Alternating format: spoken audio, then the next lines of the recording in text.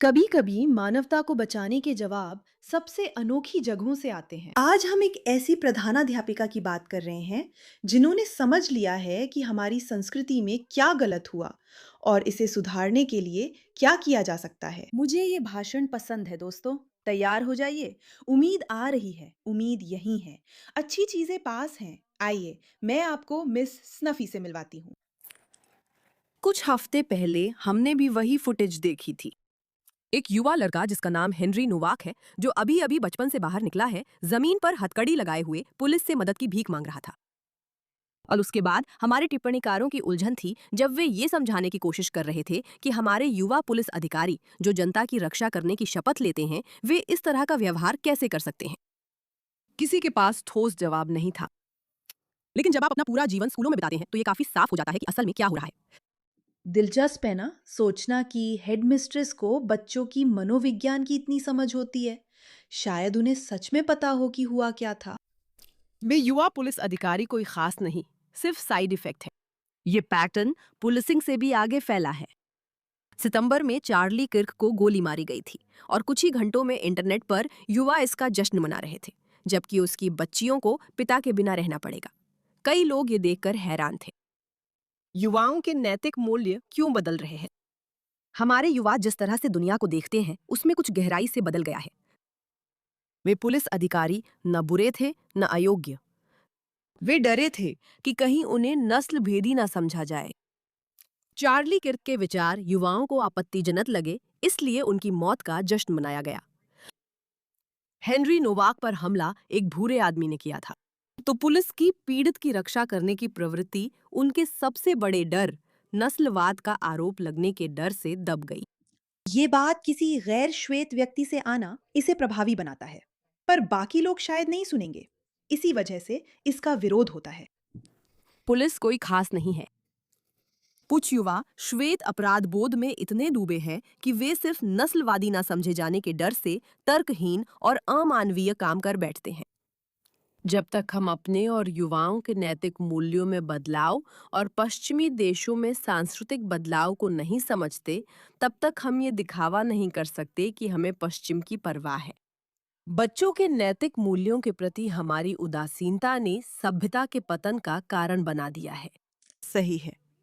युवा पीढ़ी चीजों को ऐसे देखती है क्योंकि उन्हें लोगों को दो वर्गों, शोषित और शोषक में देखने की शिक्षा मिली है। उनके अनुसार चार्ली किर्क एक शोषक थे, इसलिए उनकी मृत्यु पर शोक जरूरी नहीं था। जिस आदमी ने हेनरी नोवाक को मारा वो शोषित वर्ग से था, तो पुलिस का काम उसे बचाना था, न कि जमीन पर पड़े मरते हुए आदमी को। ये क्रूरता या अयोग्यता नहीं, बल्कि श्वेत अपराध बोध है। हमने ही अपने बच्चों को ये सिखाया है। हम बूमर्स, जेन एक्सर्स और बड़े मिलेनियल्स अपने बच्चों को सही गलत नहीं सिखाने के लिए जिम्मेदार हैं। मुझे इसमें सबसे अच्छा ये लगता है कि हम सिर्फ सोच नहीं रहे, बल्कि मान रहे हैं कि हमें अपनी हरकतों की जिम्मेदारी लेनी चाहिए। क्योंकि जो दुनिया आज के युवाओं को मिली है, जिस पर वे प्रतिक्रिया दे रहे हैं, शायद नकारात्मक तरीके से, जैसा कि हम में से कई लोग जानते हैं, वह दुनिया बड़ों ने ही बनाई थी। जब बड़े लोग सोचते हैं कि ये कैसे हो सकता है, तो शायद इसका संबंध उसी दुनिया से है जो आपने बनाई थी। हम्म। ज़िम्मेदारी लेते हैं, ये बहुत सुंदर है। हम वही है जिन्होंने अपने बच्चों को पीड़ित होने की संस्कृति में डुबो दिया, जो कि उस व्यक्तिगत जिम्मेदारी की संस्कृति के विपरीत है जिसमें हम सभी बड़े हुए थे। एक संस्कृति जिसे हमने मूर्खता से हल्के में लिया। सिर्फ 40 या 50 साल पहले तक वे पारंपरिक छोटे सी रूढ़िवादी मूल्य जिन्होंने पश्चिमी सभ्यता की नींव रखी थी, हमारे स्कूलों और सामान्य संस्कृति में आम थे। मेरे स्कूल के एक शिक्षक हमेशा मुझे अपने दादा के बारे में बताते हैं, एक ऐसे व्यक्ति के बारे में जो चाहे कितने भी बीमार क्यों ना हो, कभी भी काम पर एक भी दिन नहीं चूके, फिर भी हमेशा अपने पोते को खुद का बेहतर संस्करण बनने की सीख देने के लिए समय निकालते थे। उनके लिए कभी भी क्वाइट क्विटिंग नहीं था। जब उन्होंने 50 साल बाद एक ही कंपनी में 50 साल काम करने के बाद रिटायरमेंट लिया, तो वे अपनी कंपनी के उस पत्र को लेकर बहुत गर्वित थे, जिसमें उनकी सेवा के लिए धन्यवाद दिया गया था, और उन्होंने वो पत्र अपने पोते को दे दिया। एक समय की बात है, हम सभी जानते थे कि पारंपरिक मूल्य हमें एक सार्थक जीवन जीने का मौका देते हैं। सभी दादी नानी जानती थीं, सभी पादरी जानते थे, यहाँ तक कि सभी शिक्षक भी जानते थे। हम बेबी बूमर्स, जेन एक्सर्स और बड़े मिलेनियल सोचते हैं कि स्कूल सिर्फ अलजेब्रा सिखाता है, इसलिए हमारे युवा लोग इसे नहीं जानते। अगर बच्चों के विज्ञान शिक्षक अच्छे नहीं हैं, तो ट्यूटर रख ले। वे सोशल मीडिया पर हैं, जैसे हम टीवी देखते थे। दोनों को समान मान लेते हैं। माता पिता व्यस्त है और आपके माता पिता ने परवरिश की कोई रणनीति नहीं बनाई थी। ये सब अपने आप हुआ। आप बिना ज्यादा कोशिश बड़े हुए और ठीक निकले। आप सही गलत में फर्क जानते हैं। तो फिर आप अपने ही बच्चों की परवरिश को लेकर इतनी रणनीति क्यों बनाना चाहेंगे? क्योंकि 21वीं सदी में बच्चे की परवरिश करना एक बिल्कुल अलग स्तर का काम है। हमने अपने बड़ों से मिली हुई मूल्यों को तो मान लिया, लेकिन ये बात नजरअंदाज कर दी कि अब हम खुद वो बड़े बन चुके हैं। 1990 के दशक की सेक्स एंड द सिटी जैसी उदारवादी सोच इसलिए ठीक थी क्योंकि हमारे माता पिता और दादा दादी की रूढ़िवादी सोच ने संतुलन बनाया था। क्या आपने कभी सोचा है कि जनरेशन जेड कार्यस्थल पर इतनी अलग तरह से क्यों व्यवहार करती है? जरूरी नहीं कि सभी ऐसे हों, पर हम जानते हैं वे पुरानी पीढ़ियों की तुलना में अधिक दिखावटी होते हैं, भावनाओं को ज्यादा महत्व देते हैं और दूसरों के प्रति कर्तव्य या असली बलिदान जैसे छोटे सी रूढ़िवादी मूल्यों को वास्तव में नहीं अपनाते, बल्कि केवल दिखावे के लिए करते हैं। मैं अपनी टिप्पणी जोड़ सकती हूँ, लेकिन मुझे लगता है कि इसका कोई फायदा नहीं है। आपको बस उसकी हर बात ध्यान से सुननी चाहिए। आप सब जानते हैं कि मुझे अपनी त्वचा पर प्रोडक्ट्स लगाना पसंद नहीं है, क्योंकि मैं चिपचिपा या भरा-भरा महसूस नहीं करना चाहती। मैं बस साफ-सुथरा महसूस करना चाहती हूँ। और मुझे पता है कि चेहरे की देखभाल की कोई रूटीन ना होना एक अपराध जैसा है। लेकिन अब जब मैंने वन स्किन ढूंढ लिया है, तो शायद मुझे मानना पड़ेगा कि मैं अब तक गलत थी। देखिए, मैं अभी बूढ़ी नहीं हुई हूँ, लेकिन हाल ही में मैंने अपनी त्वचा में बदलाव देखना शुरू किया है। जैसे उसने तय कर लिया हो कि अब उम्र बढ़ाने का समय आ गया है, और ये वाकई बहुत बुरा है। लेकिन अपनी दोस्तों के बहुत समझाने के बाद मैंने इसे आजमाने का फैसला किया, और हाँ, अब मैं बदल चुकी हूँ। मैं उन चीजों का प्रचार नहीं करती जिन पर मुझे भरोसा नहीं होता। आप जानते हैं तरीका क्या है? बस देखिए। आप क्या सोचते हैं? मेरा ही नहीं, वन स्किन को 10,000 से अधिक 5 स्टार रिव्यूज मिले हैं, और अब ये स्किन लॉन्गेविटी में लीडर है। मुझे आपको चेतावनी देनी है कि इंटरनेट जो आपको विश्वास दिलाना चाहता है, उसके विपरीत आपको बेहतर दिखने वाली त्वचा पाने के लिए कोई जटिल रूटीन की जरूरत नहीं है।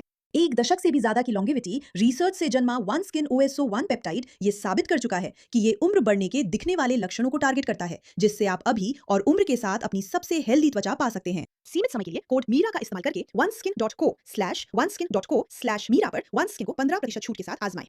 ये है 15% की छूट oneskin.co पर कोड मीरा के साथ। खरीदारी के बाद वे आपसे पूछेंगे कि आपने उनके बारे में कहाँ सुना, तो कृपया कृपया कृपया हमारे शो को सपोर्ट करें और उन्हें बताएं कि हमने आपको भेजा है। आजकल युवा तुरंत संतुष्टि और अपना बेस्ट जीवन जियो संस्कृति में रहते हैं। जैसा चाहें करें, वही बने जो चाहते हैं। और अगर आपको लगता है कि जनरेशन Z खराब है, तो बस तब तक इंतजार कीजिए जब तक आप जनरेशन अल्फा को नहीं देख लेते। संस्कृति में बदलाव बच्चों की स्कूल और ऑनलाइन सीख से आता है।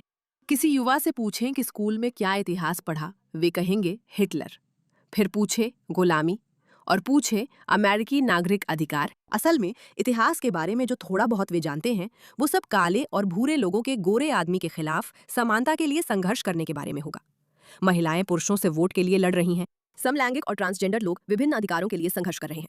हमारे युवाओं को ये सिखाया गया है कि इतिहास बस एक लंबी कहानी है जिसमें अलग अलग समूह दबंग मृत गोरे आदमी के अधीन संघर्ष कर रहे हैं। डिकेंस, शेक्सपियर, किपलिंग और वर्ड्सवर्थ को बाहर कर दिया गया है। हमें उपनिवेशवाद से मुक्त होना चाहिए। इतिहास को एक शोषक के नजरिए से पढ़ाया जाता है। त्रिकोणीय दास व्यापार, गोरे लोगों के पास सत्ता थी, लेकिन ब्रिटेन द्वारा दास व्यापार को समाप्त करने के बारे में क्या? अगर कभी इसका जिक्र भी होता है तो बस एक झटपट उल्लेख। नहीं, उस अरब दास व्यापार का क्या जो त्रिकोणीय दास व्यापार से 3 गुना लंबा चला? नहीं। ब्रिटेन में GCSE इतिहास में अक्सर प्रवासन को समय के साथ पढ़ाया जाता है। ये सोच हमारे बच्चों के दिमाग में डाली गई कि ब्रिटेन हमेशा प्रवासियों की भूमि रहा है। अधिकांश स्कूल ट्यूडर इंग्लैंड के कुछ और श्वेत लोगों पर पढ़ाने को इंग्लैंड के रोम से अलग होने के विश्लेषण से अधिक प्राथमिकता देते हैं। मध्यकालीन इतिहास अब हर स्टोरी बनता है और एलिनोर ऑफ एक्विटेन की नजरों से बताया जाता है क्योंकि वो महिला थी, और माली के राजा मनसा मूसा पर हफ्तों पढ़ाया जाता है क्योंकि वे एक अश्वेत मुस्लिम थे। उनका ब्रिटिश संस्थाओं, कानूनों और आस्था पर कोई प्रभाव नहीं था, और ये कि उन्हें इतिहास का सबसे अमीर आदमी कहा जाता है, जिसका एक कारण उनकी विशाल दास स्वामी समाज थी। ये शिक्षक शायद ही पढ़ाते हैं। लेकिन ये सिर्फ हमारे स्कूलों की बात नहीं है, ये हमारी सामान्य संस्कृति की भी बात है।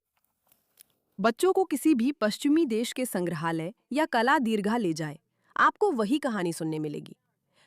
उदाहरण के लिए, जब आप लंदन के साइंस म्यूजियम में विमानन के बारे में जानते हैं और इंसान की ये उपलब्धि देखते हैं कि उसने विशाल मशीनें आसमान में उड़ाईं, दीवार पर एक लेख में बताया गया है कि ऐतिहासिक रूप से महिलाओं और अश्वेतों को विमानन, स्कूलों व सेना में जाने से रोका गया। इसी तरह जेम्स वॉट, जिन्होंने स्टीम इंजन का आविष्कार किया और जिन्हें औद्योगिक क्रांति का जनक माना जाता है, उनके बारे में भी दीवार पर एक लेख है जिसमें बताया गया है कि उनके शुरुआती करियर में गुलामों की तस्करी शामिल थी और साथ ही पूरे ब्रिटेन की गुलामी व्यापार में मिली भगत का विश्लेषण भी किया गया है। वे पूरे मानव इतिहास और उसकी सभी जटिलताओं को शोषक और शोषित की कहानी में समेट देते हैं, जिससे युवा लोग दुनिया को किसी और नजरिए से देख ही नहीं पाते।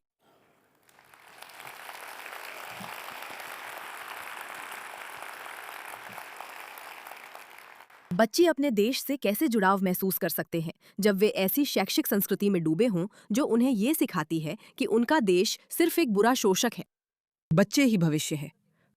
हम उन्हें अपने बड़ों के प्रति तिरस्कार सिखा रही हैं ताकि उनकी दमनकारी दुनिया को नई, युवा और घमंडी नस्लवाद विरोधियों की उस दुनिया के हाथों उखाड़ फेंका जा सके जो समझती है कि वो हमसे बेहतर जानती है। हम दमनकारी शब्द के इतने आदी हो गए हैं कि अब हमें ये हर जगह सामान्य लगता है।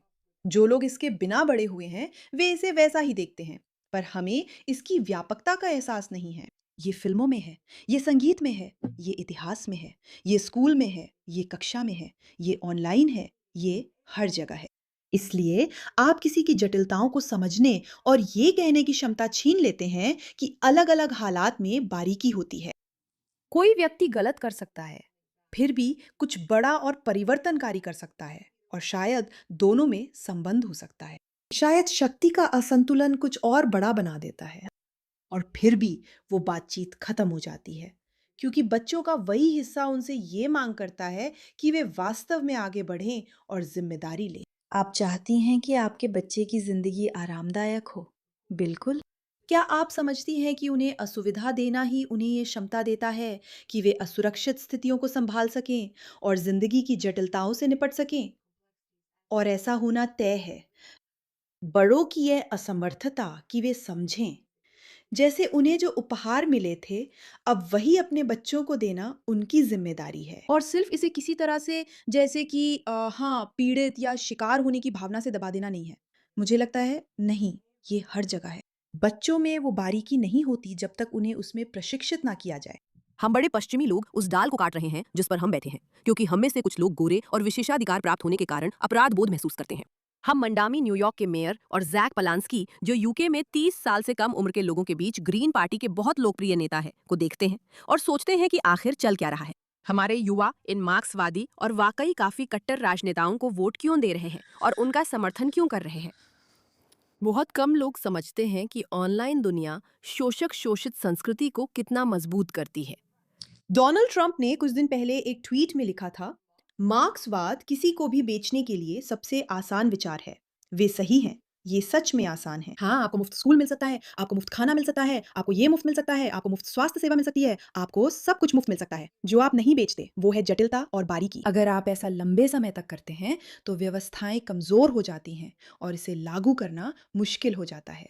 ये सभी राजनेता जो खुद को पेश करते हैं और आज़ादी और आराम जैसे आसानी से बिकने वाले विचारों के सहारे खुद को आगे बढ़ाते हैं, जाहिर है लोग इसमें विश्वास कर लेते हैं। लेकिन क्योंकि उन्हें बारीकियों को समझने और आलोचनात्मक सोच की ट्रेनिंग नहीं मिली, वे खुद से नहीं पूछते कि ये कैसे काम करेगा या पहले क्यों नहीं चला। ये एक कौशल है जो आपको अपने बच्चों को देना होगा, वरना ये कभी भी कभी भी कभी भी कभी भी कभी भी कभी भी कभी भी नहीं बदलेगा। और यही हम अभी देख रहे हैं। आप आर्क सम्मेलन की बाकी बातचीत देख सकते हैं। यूके में शानदार सम्मेलन हुआ था जिसमें मैं शामिल होना चाहती थी, पर इस साल जा नहीं पाई। लेकिन ये चर्चा बहुत जरूरी है। अगर आप बच्चों को गहराई से सोचने, जटिलता समझने या असहज स्थिति सहने नहीं सिखाते और उन्हें सब कुछ पीड़ित उत्पीड़क की नज़र से देखने देते हैं, तो समाज ऐसा ही बनेगा। ऐसे बच्चों को ऐसी बातें बेचना आसान है। माता पिता की जिम्मेदारी निभाना और ये सोचना कि अगली पीढ़ी हमसे बेहतर कैसे बने, मुश्किल है। इस मुद्दे पर ध्यान देने के लिए धन्यवाद।